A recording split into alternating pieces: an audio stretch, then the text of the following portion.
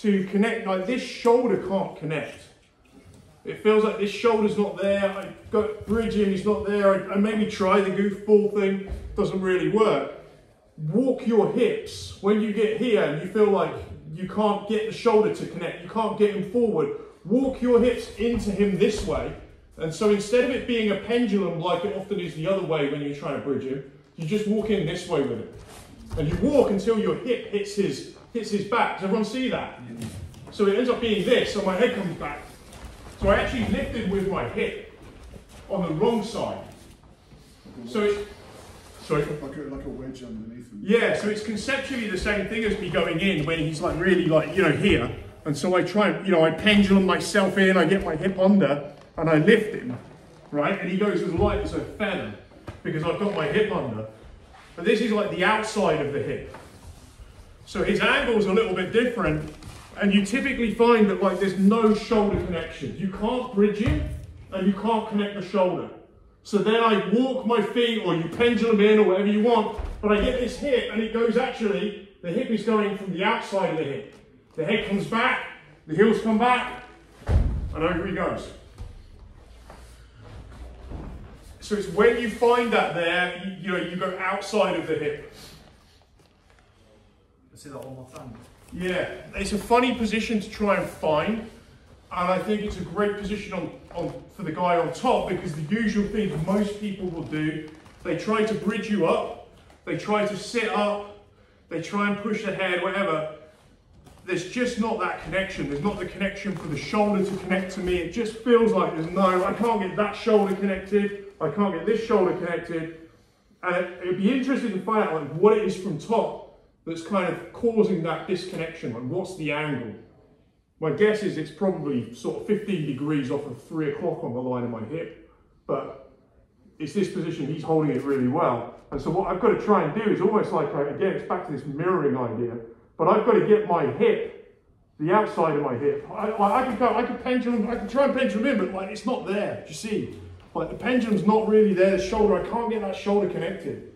So instead we're going to connect that hip. So I'm walking my hip into his hip, but instead of me going under him and trying to bridge him, which is the most common escape, he's slightly off. And I can't really get, he's kind of pinning that shoulder, I guess. I can't connect to it. So he's got a line where I guess he's pinning that shoulder.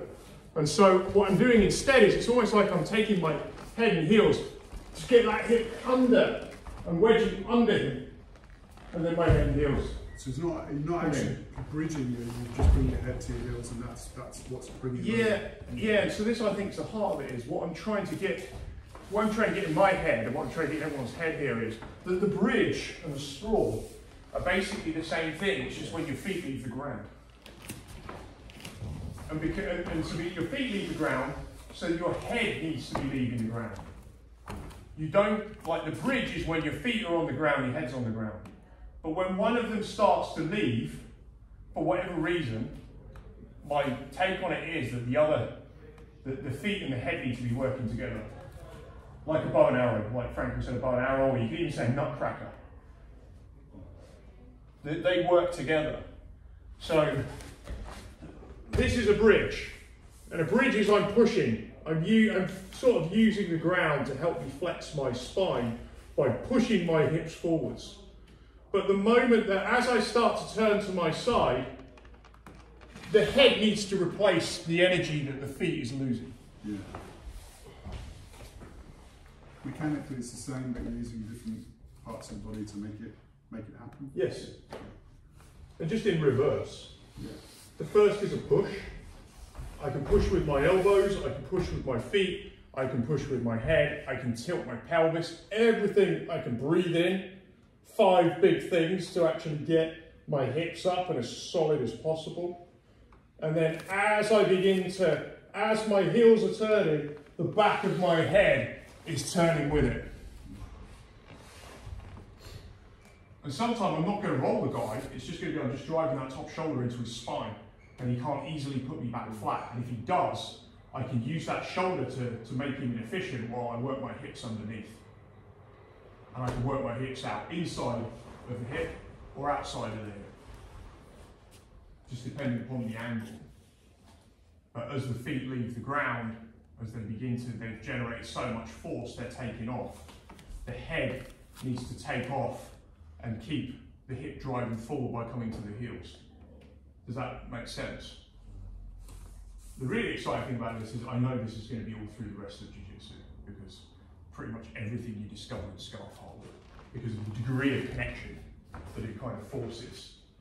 At least one side always has a ridiculous degree of connection. And so it takes away, Matt Lindman talks about this in his book about he always starts all his wrestlers chest to chest. And he said, like, you see a dramatic improvement in anybody's ability to wrestle to a ridiculous degree, particularly against these freestylers who are very athletic and used to staying on the outside and hitting shots and so on. But when you get chest to chest, like you're forced to in Greco, they don't get that luxury of playing away, and they're not used to that degree of connection. And he said, then you get freestyle. The guy who's only really done freestyle, very good on the outside. He said, you get them in there. He said, I've had guys who've been kickboxers who started wrestling with Lindman, and he said, I've had them where they started taking down NCAA wrestlers in fights.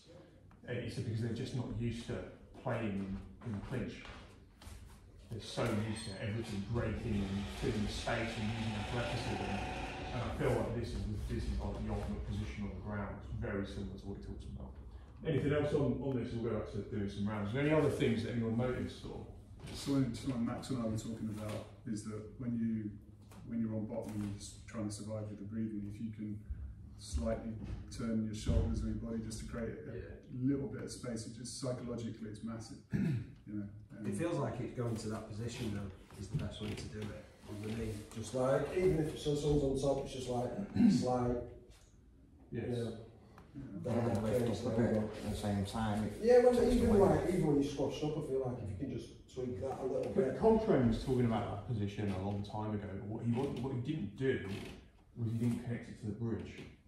And he didn't really connect it beyond, he was just using it. He called it something like the fish out of water or something, but I forget exactly. But he was just doing this all the time to people. Yeah. He was letting them pass and just doing this and just seeing what happened. And the more you do that, the more it pushes that top shoulder forward, which is what prevents you getting put flat. Yeah. So the fact that your feet, most people think you need your feet on the ground to have a strong shoulder. But actually, it already gives the guy, it sort of makes your shoulder stronger, but it actually gives the guy whatever that angle is. You can measure it. That's what it gives it. So yeah, you put a big post in place, provided he pushes into that post, that's great. But if he changes the angle of his push, the whole thing falls apart anyway. Whereas if I just take that space away from me and I just do this, my hips are actually like a rocking chair. They're rocking forwards. They will naturally fall forwards. And all that's kind of stopping him then is that. And so you're using momentum, in essence, when you do this. You have also got, there's a lot of you connected to the ground there. Yeah. Like, I know that your foot is, but there's a lot of your body on the ground. Yeah. And the more you push your head back and you're still there, the more you've got forward and push. Your body just pushes without. It's just momentum from a very stationary position. So. Is it all got I think he's gone downstairs. Yeah, let's get the clock going again. We'll just start again. If you want to stay playing scarf, play scarf. If you want to move around with it, move around.